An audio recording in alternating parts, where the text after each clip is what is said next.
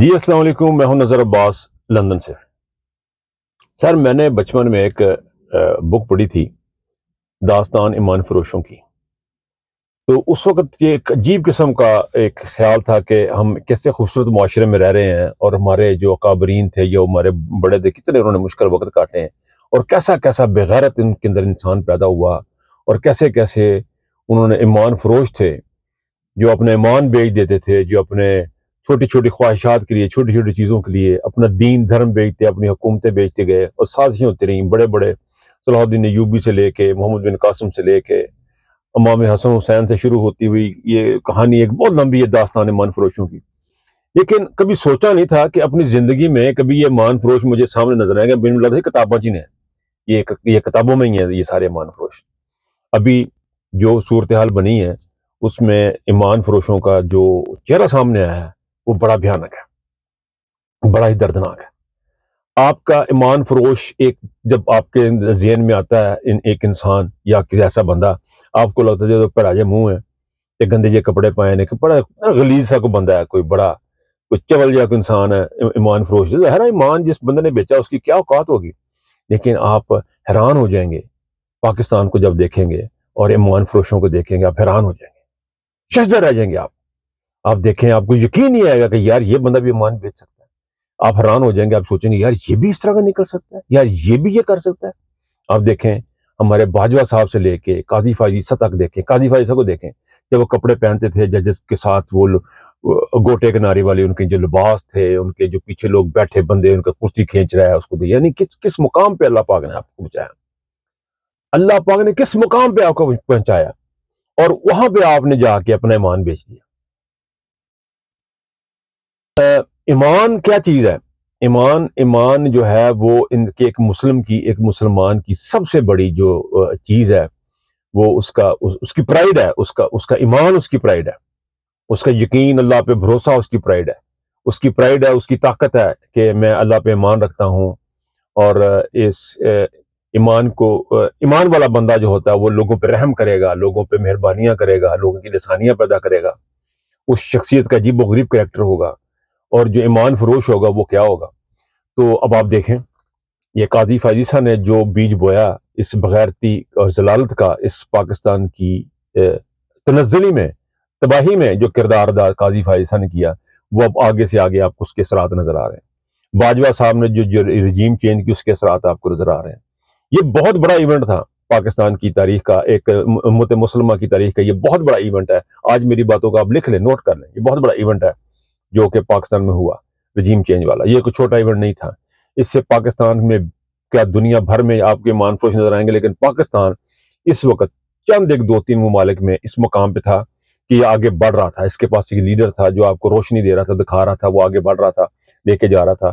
اس کو انہوں نے اٹھا کے سائڈ پہ نہیں کیا، انہوں نے پاکستان میں بے ایمانی کی ایک ایسی بنیاد رکھی ہے کہ جو رکنے کا نام نہیں لے رہی۔ اب ایسی صورت میں آپ کو ہو سکتا مایوسی ہو، آپ کو ہو سکتا پریشانی ہو، مجھے بالکل مایوسی نہیں ہے، مجھے بالکل بھی پریشانی نہیں ہے، مجھے بالکل فیل نہیں ہو رہا کہ پتہ نہیں کوئی ایسا، ہاں حیرت ضرور ہے، حیرت مجھے ضرور ہے، حیرت مجھے یار وہ بھی یعنی اس قسم کے بغیرتی ہے۔ آپ دیکھیں گے جنرل اس کو باجوہ صاحب کو دیکھیں کتنے شاندار یونیفارم پہنتے تھے، اسٹک بڑے خوبصورت طریقے سے پکڑتے تھے، 4-5 ان کے آگے پیچھے، لیکن وہ بغیرت تھے، یعنی ان کے اندر غیرت نام کی چیز کو نہیں تھی، ایمان فروش تھے وہ۔ اب بھی اس کے بعد آپ نے قاضی فائز عیسیٰ کو دیکھا، کتنا شاندار ان کا رتبہ چیز ہے، لیکن وہ بغیرت اور ان میں ایمان فروش تھے وہ۔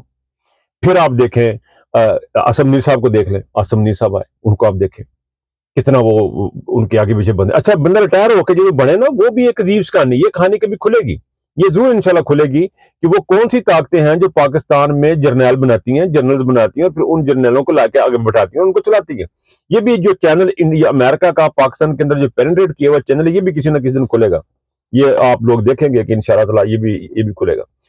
پھر آپ دیکھیں سر یہ نواز شریف کو دیکھیں، یعنی بہت بڑا کاروبار لندن میں، ان کی جائیدادیں، بینٹلے کاروں میں پھرنا، لیکن غیرت کا قطرہ نہیں، فل بغیرت، پراپر بغیرت انسان، ایمان فروش، اس لیول کا ایمان فروش ہے کہ پاکستان میں آج تک جتنی بھی حکومتیں گئی ہیں، جتنی بھی پاکستان میں بربادیاں ہوئی ہیں، حکومتیں ٹوٹی ہیں، جوڑ توڑ ہوا، ان تمام کے پیچھے نواز شریف۔ جتنے بھی رشوت خوری کا ایک بازار گرم ہے پاکستان کے اندر، یہ ضیاء الحق اور نواز شریف کا سٹارٹ کیا ہوا ہے اور آج تک ختم نہیں ہو رہا، اور یہ ہمارے کلچر کا حصہ بن گیا ہوا ہے، ہماری بغیرتیوں کی ایک علامت بن چکا ہوا ہے۔ لیکن ہمیں چونکہ ہم ایمان فروشوں کے ایک گروہ میں ہیں، ہمارے اوپر والے سارے ایمان فروش بیٹھے ہوئے ہیں، تو اس میں ہمیں پتہ نہیں لگ رہا۔ اس کے بعد یہ شہباز شریف کو دیکھ لیں، شہباز شریف صاحب سے جب پوچھا گیا کہ بچوں نے کیا کہ بس بچے میں غلطی ہوگی، یعنی ان کے بچوں کی غلطی بھی کروڑوں اربوں میں ہوتی ہے، اور غریب آدمی کے بچے کو صرف ایک روٹی اٹھانے پر تھپڑوں سے مار مار کے برا حال کر دیا جاتا ہے۔ یہ ہے وہ، یہ ایمان فروش آدمی۔ اس کے بعد آپ مریم کو دیکھ لیں، یعنی جھوٹ کا ایک نہیں، دو نہیں، تین نہیں، کھلم کھلا جھوٹ، اور کس بغیرتی سے لوگ ان کو اس کے ساتھ لگے ہوئے ہیں، اس کو چاہنے والے یہ کہہ لیں، ان کے فالوور کرے ہوئے ہیں ایمان فروش۔ میں نے کبھی سوچا نہیں تھا زندگی میں کہ میں اپنی لائف زندگی میں وہ یہ کتابوں میں پڑھتا رہا داستان ایمان فروشوں کی، وہ دوستان ایمان فروشوں کی کتوں مکڑی سے مکڑنا نہ لینڈ ایچ کر پہنچ گئے، سب ایمان فروش ہمارے ساتھ ہیں۔ اس موقع پہ پاکستان میں جو کچھ انہوں نے سپریم کورٹ نے ضلالت کی ہے، یہ ایمان فروشی کا ایک وہ لیول ہے کہ جس پہ شاید شیطان نہیں پہنچ سکتا۔ شیطان کی بھی کوئی حد ہوگی، اس کی کوئی لمٹس ہوں گی، اس کی کوئی برباد کرنے کے انسان کو یا انسان کو بہکانے کی کچھ لمٹس ہوں گی۔ لیکن آپ یقین کریں کہ جب غدار اور دشمن ملک اوپر بیٹھا ہو تو آپ کے سامنے یہ ملک تنزلی کے شکار ہے۔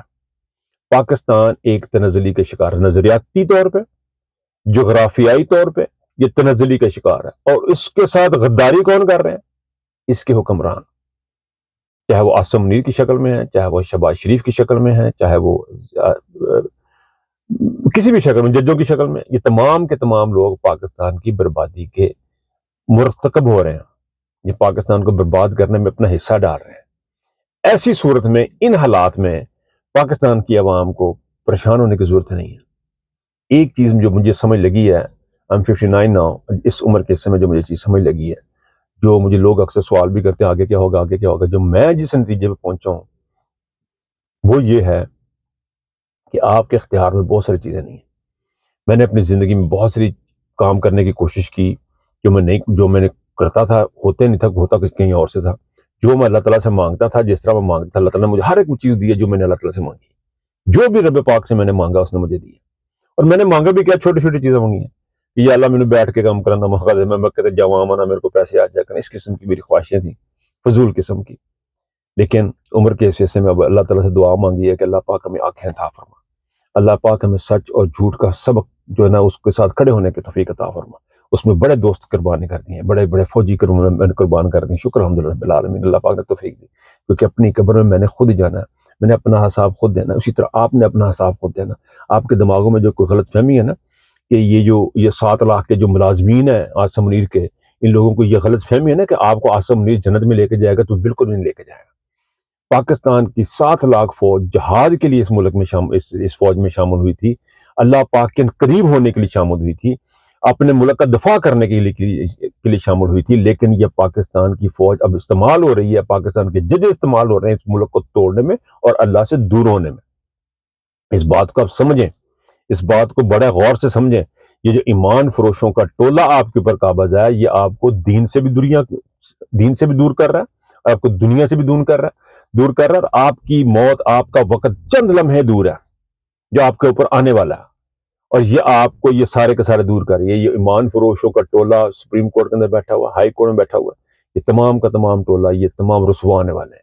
دے are the wrong side of history, یہ تاریخ کے غلط راستے پہ کھڑے ہیں۔ ان لوگوں سے آپ لوگوں نے اپنے آپ کو بچانا ہے۔ اب اس صورتحال میں جب انہوں نے سیٹیں ان کو دے دی، چیزیں ان کو دے دی، عمران خان اندر کا سب کچھ ہو گیا، اس صورت میں آپ نے کیا کرنا ہے؟ آپ سے صرف ایک کام کرنا ہے، آپ نے احتجاج کرنا۔ اس دفعہ یہ جو احتجاج عمران خان کے لیے مت کیجیے گا، عمران خان کے لیے کوئی بندہ باہر نہ نکلے، آپ اپنے لیے نکلیں، اپنے بچوں کے لیے نکلیں، تاکہ آپ کو درد ہو اپنے بچوں کے۔ عمران خان کے اوپر احسان کرنے کی ضرورت نہیں، عمران خان تو اللہ پاک نے وہ بلندیاں اور وہ عزتیں اور وہ رتبے اس کو دے دی ہیں کہ عاصم منیر 10,000 سال بھی زندہ رہنا تو عاصم منیر ذلیل و رسوائی ہوگا۔ شہباز شریف اور ان کا پورا خاندان یہ 10,000 سال بھی زندہ رہنا، 10,000 سال ذلت و رسوائی میں رہیں گے، جو اللہ پاک نے عزتیں اور بلندیاں عمران خان کو دی ہیں۔ آپ اپنی جنگ لڑیں۔ اب جو احتجاج ہوگا وہ احتجاج حکومت ختم کرنے کا احتجاج ہوگا، وہ عمران خان کو رہا کرنے کا احتجاج آپ نے نہیں کرنا، آپ نے اس حکومت کو خاتمے کا احتجاج کرنا ہے۔ آپ نے اپنی طاقت واپس لینے کا احتجاج کرنا. پاکستان کی عوام طاقت کا منبع ہے. طاقت کا اصل مظہر عوام ہے. ووٹ عوام ڈالتی ہے. اپنے اپنے ووٹ کا حق واپس لینا ہے, اپنی حکومت واپس لینی ہے. جب تک آپ کی حکومت نہیں آئے گی آپ کی مہنگائی کم نہیں ہوگی. اس وقت آپ نے مہنگائی کے لیے اٹھنا ہے. آپ نے جو ناانصافی ہوئی ہے, جو عدالتوں میں, اس کے لیے اٹھنا ہے. یہ بڑا امپورٹنٹ فیکٹر ہے, اور یہ ایمان فروشوں کو آپ لوگوں نے آگے بڑھ کے ان کا مقابلہ کرنا.